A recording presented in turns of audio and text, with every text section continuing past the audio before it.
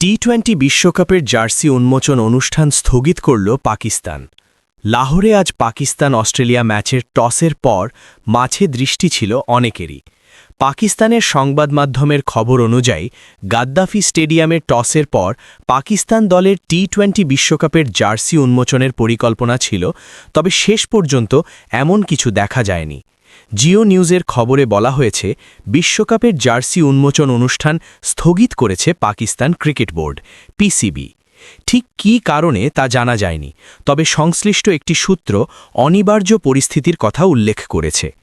আইসিসির দ্বিমুখী নীতির প্রতিবাদে পাকিস্তানের বিশ্বকাপ বয়কটের সম্ভাবনার মধ্যে জার্সির বিষয়টি সামনে এলো। জিও নিউজকে পিসিবির একটি সূত্র জানায়, পাকিস্তান-অস্ট্রেলিয়া সিরিজের দ্বিতীয় টি-20 টসের পর খেলোয়াড়দের অফিসিয়াল কিট জার্সি উন্মোচনের পরিকল্পনা ছিল পিসিবির। তবে সংশ্লিষ্ট সূত্রের মতে অনিবার্য পরিস্থিতির কারণে এই অনুষ্ঠান পিছিয়ে দেওয়া হয়েছে।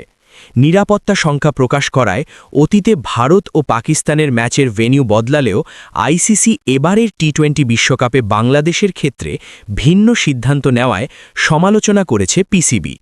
নিয়ন্ত্রক সংস্থার দ্বিমুখী আচরণের প্রতিবাদে পাকিস্তান বিশ্বকাপে অংশগ্রহণের সিদ্ধান্ত পুনর্বিবেচনা করছে বলে জানান পিসিবি চেয়ারম্যান মহসিন নাকভি। সোমবার বিশ্বকাপের বিষয়ে চূড়ান্ত সিদ্ধান্ত জানানোর কথা পিসিবির। সূচি অনুযায়ী ৭ ফেব্রুয়ারি নেদারল্যান্ডসের বিপক্ষে ম্যাচ দিয়ে বিশ্বকাপ অভিযান শুরু করার কথা পাকিস্তানের।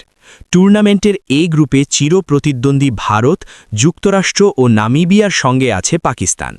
দলটির সব ম্যাচ কলম্বোয়।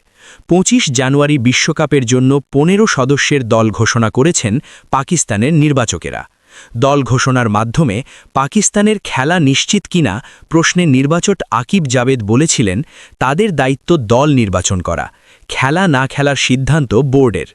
এবারের টি-20 বিশ্বকাপে সরকারের সিদ্ধান্তে খেলা হচ্ছে না বাংলাদেশ দলের।